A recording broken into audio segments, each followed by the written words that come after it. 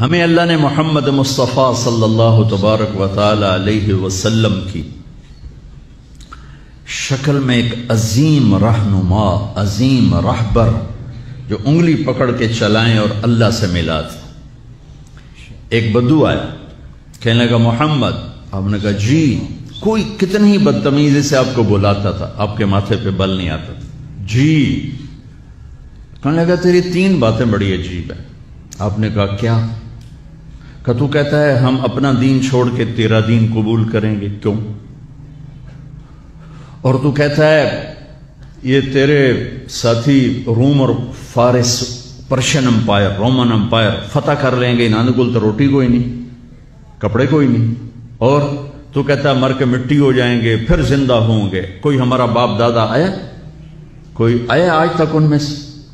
تو آپ نے بہت مسکرا کے فرمایا لعل الحیات تطول بک، مجھے لگتا ہے تیری زندگی لمبی ہوگی اور تو دیکھے گا سارا عرب میرا کلمہ پڑھے گا، اور تو یوں بھی دیکھے گا کہ پرشین رومن امپائر ٹوٹ کے میرے شہر میں آئے گی، اور باقی رہ گئی تیسری بات مر کے اٹھنے کی، تو میں تیرا ایسے ہاتھ پکڑوں گا اور تجھے یاد دلاؤں گا تیسری ہو گئی کہ نہیں ہو گئی۔ وہ کہنے لگا میں نہیں مانتا، تو وہ واپس چلا گیا۔ حضرت عمر جب مکہ فتح ہوا تو سارے عرب کلمہ پڑھ گئے، کہنے لگے بھی ایک تو ہو گئی۔ جب حضرت عمر کا دور خلافت آیا تو پرشین امپائر بھی ٹوٹ گئی اور رومن بھی، دونوں فتح ہو گئی، تو کہنے لگا بلی 2 ہو گئی یعنی 3 بھی ہو جاوے گی، چل پڑھ کلمہ۔ تو کلمہ پڑھ کے نا مسلمان ہو کے مدینے شفٹ ہو گیا۔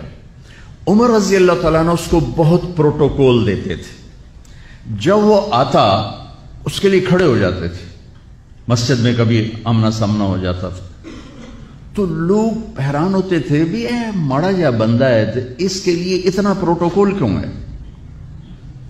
تو حضرت عمر نے ایک دفعہ نا ان کے چہروں پہ سوال پڑھ کے فرمایا تم سوچتے ہوگے کہ میں اس دیہاتی کا اکرام کیوں کرتا ہوں؟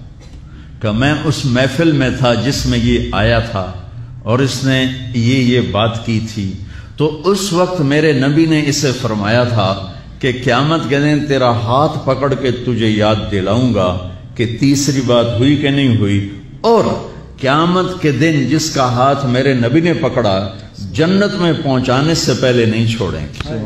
لہذا پکا جنتی آدمی، میں اس لیے اس کو عزت دیتا ہوں، پروٹوکول دیتا ہوں۔ میرے عزیزو، اپنے ہاتھ چھڑا کر نبی کے ہاتھوں میں دے دو۔